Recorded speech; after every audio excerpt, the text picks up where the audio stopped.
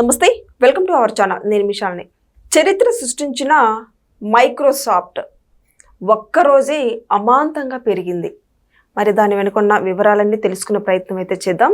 మనతో పాటు స్టూడియోలో ఉన్నారు senior journalist doctor Kanakadurga Vadlamani గారు ఉన్నారు. వారిని అడిగే విషయాన్ని తెలుసుకునే ప్రయత్నం చేద్దాం. నమస్కారం మేడం. నమస్తే అండి మేడం, మైక్రోసాఫ్ట్ అమాంతంగా ఒక్కసారిగా పెరిగిందంటే అది సంపద మామూలుగా విషయం కాదు. అసలు దాని వెనుక ఉన్న వివరాలు ఏంటి మేడం? అంటే అసలు అమెరికా స్టాక్ మార్కెట్ చరిత్రలోనే ఇది మొదటిసారి 16% షేర్ విలువ పెరగడం అనేది అది చాలా ఆశ్చర్యకరం. అది కూడా మైక్రోసాఫ్ట్కి ఆ రకంగా అవ్వడం. ఒక్క రోజులోనే $450 బిలియన్, అంటే మన ఇండియన్ కరెన్సీలో 42 లక్షల కోట్లు దాని విలువ పెరిగింది. ఎందుకు జరిగింది ఇలాగా? అంతర్జాతీయంగా ఆయన టారిఫ్లు విధించాడు ట్రంప్. వాటిని 90 రోజుల పాటు నిలిపేస్తాను అనేసరికి అమాంతంగా మైక్రోసాఫ్ట్ షేర్ అలా పెరిగిపోయిందనమాట. సో మీరు ఇక్కడ వివరాలు చూసుకుంటే కనుకైతే అసలు మనకు ఆశ్చర్యంగా ఉంటుంది. దీంతో ఏమైందంటే ఎన్విడియా అనే ఈ షేర్లు ఈ దెబ్బకి, అంటే ఈ 90 రోజుల గ్యాప్ ఇచ్చేసి పెరిగిపోయాయి అనమాట. ఆ పెరిగిపోవడంతో మీకు ఈ చిప్ కంపెనీ మార్కెట్ విలువ ఒక ట్రేడింగ్ సెషన్లో $440 బిలియన్ మేర పెరిగిపోయింది.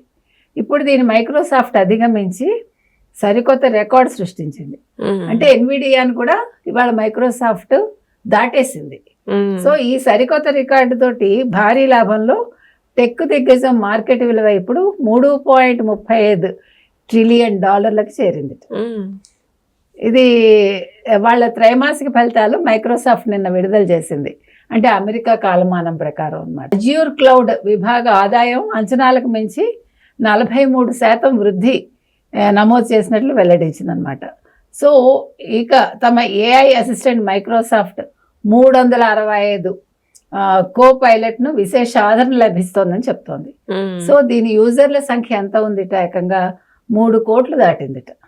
సో దీంతో ఈ కంపెనీ షేర్లు దాదాపు 16% లాభంతో రాణించాయి నిన్న. సో షేరు విలువ ఒక్క రోజులో ఈ స్థాయిలో పెరగడం అనేది 2008 తర్వాత మళ్ళీ ఇప్పుడేట. అయితే ఇంకొక విచారకరమైన అంశం ఏంటంటే మెటా షేర్లు మళ్ళీ పడిపోయాయి 8% మేర. సో దీంతో మెటాకి పెట్టుబడులు తగ్గిపోతున్నాయి. ఓ పక్క మైక్రోసాఫ్ట్ ఇవాళ దూసుకుపోతూ ఉంటే మెటా ఇబ్బందుల్లో ఉందన్నమాట. Thank you madam. Thank you.